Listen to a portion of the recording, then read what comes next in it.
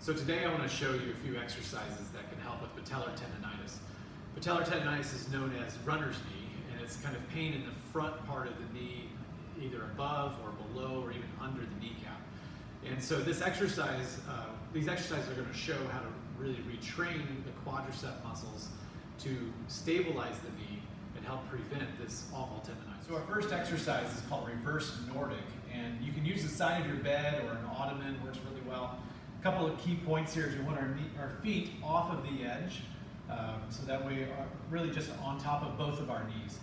In this position, we're going to be really tight through our core musculature, and we're just going to simply draw backwards, allowing our quadricep muscles to lengthen under stress or under load.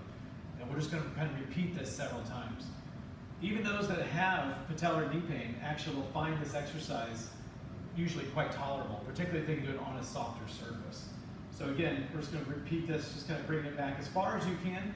You'll start to feel sometimes your abs or your quads start to kind of contract a little bit against it, and that's fine. So hang out there for a few seconds and back and forth. Try about 15 repetitions of that. So for this exercise, we're going to really try to target the VMO, which is kind of the muscle that really works to stabilize the kneecap.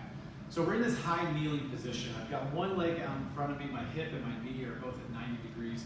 And to set up for this exercise, we're going to open up the hip just to about 20 degrees or so.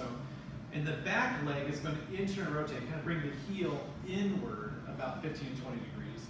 Likewise, the hips and shoulders will rotate over as we're pointing towards that outside leg. Arms out in front of you, real tall posture. And we're going to sit back as far as you feel like you can by keeping that tall posture. And then we return back to the starting position. If at any time you start kind of slouching down through the shoulders or through the mid-back, you've gone too far. So just go back as far as you feel like you can go. If you can go all the way down to the floor, that's great, and come right back up. And again, somewhere between 7 to maybe 15 repetitions of this exercise, and you'll be one of the best exercises for your quad that you've ever had. So for this next exercise, it's called the egg touch. So we're going to pretend that there are eggs on the floor in a circle around us, and we're going to step to touch the egg, but I don't want you to step and crush the leg. What we're working on here is control through kind of an eccentric motion that helps to stabilize the knee. And this is kind of the big problem with patellar tendonitis, or again, runner's knee, is that there's a lack of good control of that patella tendon. So here's what we're going to work on. We're going to put an egg, in this case, at like 2 o'clock on the floor.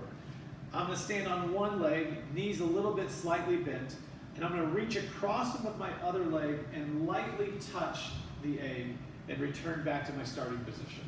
So again, lightly touch the egg in front of me and across, and back up.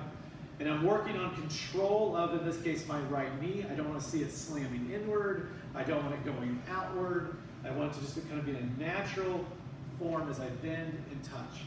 Now we could also put an egg behind us at like 4 o'clock, and I can reach behind and touch the egg and back up. And again, it's a very slow, controlled motion.